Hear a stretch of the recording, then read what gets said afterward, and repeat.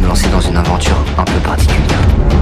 Inoxtag, et il a fait une grande annonce sur sa chaîne. Il a annoncé qu'il voulait monter l'Everest. Le plus haut sommet du monde. Il donne une image un peu de gars foufou. C'est une maladie là, je suis sûr que c'est un virus. Ça s'appelle le petit. Non. J'ai déjà eu ça à Paris.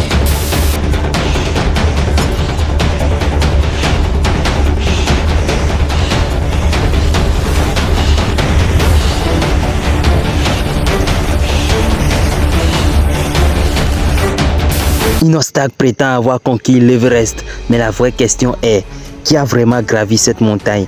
Est-ce lui ou son portefeuille? Inoxtag veut nous faire croire qu'il a gravi l'Everest, mais combien de millions a-t-il dépensé pour qu'on lui prépare le chemin?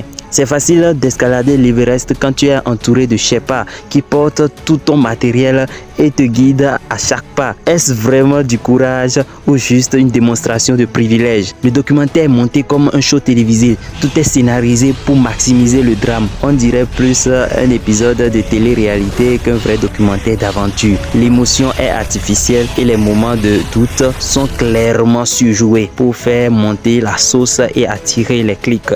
Depuis quand escalader l'Everest est-il devenu une simple étape dans la construction de ton empire personnel? Inoxtag ne cesse de se vanter de son exploit, mais est-ce vraiment une aventure personnelle ou une nouvelle manière de gonfler son ego devant ses 8 millions d'abonnés? A-t-il seulement pensé à l'impact écologique de son aventure? L'Everest est déjà surchargé de déchets et cette expédition de luxe ne fait que s'ajouter à la destruction de l'environnement. C'est ironique qu'il prône l'importance de la nature tout en laissant une empreinte aussi nocive. Le pire dans tout ça, c'est que ces jeunes abonnés idolâtrent cette réussite alors qu'ils n'ont aucune chance de suivre ses traces.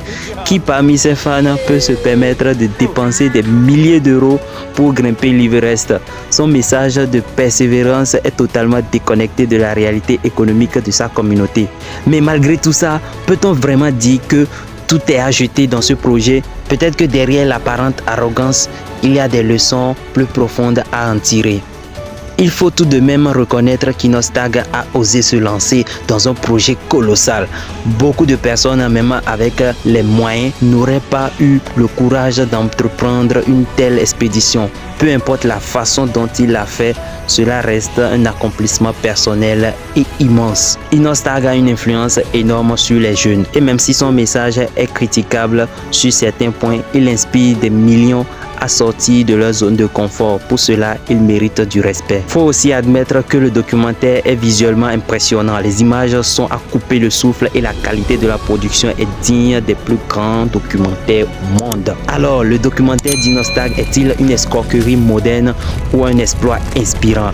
La vérité se trouve peut-être quelque part entre les deux. Quoi qu'il en soit, il a réussi à capturer l'attention de millions de personnes et à faire parler de lui. Et c'est peut-être là son véritable talent. Tout compte fait, dites-moi ce que vous en pensez. Laissez vos avis en commentaire. Lâchez-vous, défoulez-vous, déchaînez-vous. Vous en avez l'autorisation. C'était Camille Business and Finance.